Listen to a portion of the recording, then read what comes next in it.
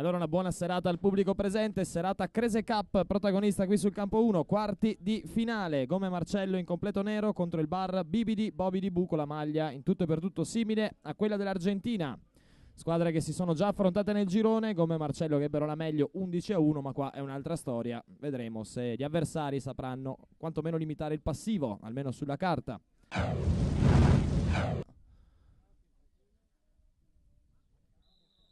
E adesso Andrea Fichera pronto per sparare col destro e qui Bonin deve impegnarsi. A mani aperte va a respingere. Subito battuta in velocità rimessa, Fichera sponda di tacco con Marturano che anticipa per un attimo Zetto. Stipancic va a gestire. E poi per Cociani si addormentano però in due, allora palla per Marturano a tu per tu con Bonin. Qui errore di Francesco Marturano. Ieri protagonista di un pregevole cucchiaio in Crese League, su rigore però, stavolta ha voluto ripetere, ma Bonin dimostra di essere concentrato. Recupera Lapaine che torna da Bonin. Minuti di gioco 6 ormai. Cociani può provare il mancino deviato da Luca Vescovo, traiettoria abbastanza particolare, finisce alta di poco. Non deve ancora intervenire Cesare Fantuz, ma qui c'è mancato davvero poco. Squadre che si ridistribuiscono sul sintetico di San Luigi. Ora ottimo il corridoio tra due Vescovo con un palo micidiale qui del numero 7 Luca, servito dal numero 4 Andrea. Occasionissima qui dopo quasi 8 minuti. Quasi 10 di gioco ormai, ancora 0-0. Zetto, c'è spazio adesso per Tentindo, anche Mujesan sulla linea di fondo, esce Fantuz, pallone di ritorno, Tentindo e palla in rete. Vantaggio Gome Marcello, secondo pallone forse toccato da Tentindo in tutta la partita e capitalizza in rete. Gol del numero 11, duetto sempre di grande qualità, quello Mujesan-Tentindo. E adesso vediamo la reazione dei biancocelesti.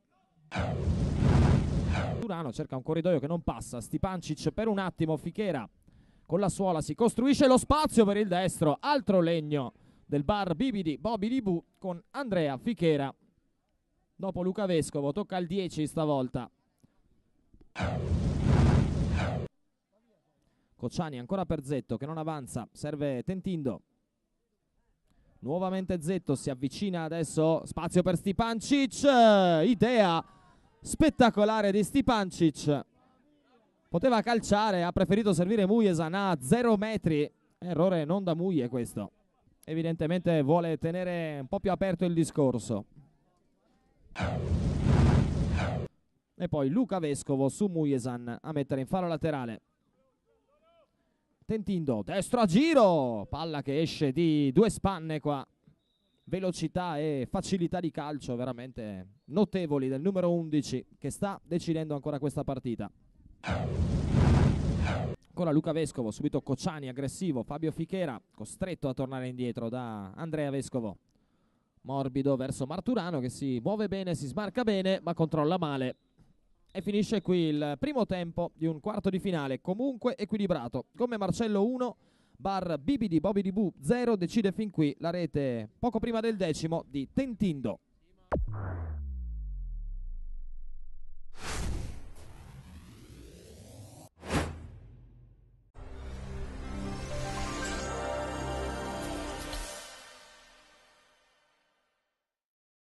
Fischietto in bocca per il signor Giulio Montesano, arbitro di questo quarto di finale Crese Cup. 1-0 per chi è in possesso palla all'intervallo, gol di Tentindo.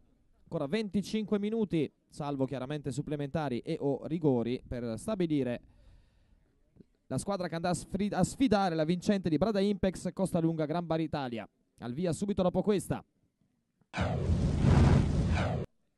Crevatin contro Luca Vescovo, vuole disorientare il 7. Che non gli lascia spazio, ancora Zetto, Crosato, Tentindo, pallone dentro, Ponis, scambi corti, Crosato e qui Fantuz sulla sua sinistra, parata non difficilissima ma bisogna comunque arrivarci. E ora Zetto controlla non al massimo Fabio Fichera in qualche modo, poi Andrea Vescovo completa e disimpegna al meglio sul suo portiere. E c'è quindi Zetto che può riproporre per le gomme Marcello. Tentindo un po' di spazio. Tocco buono per Stipancic, palla per Mujesan perfetta di Stipancic.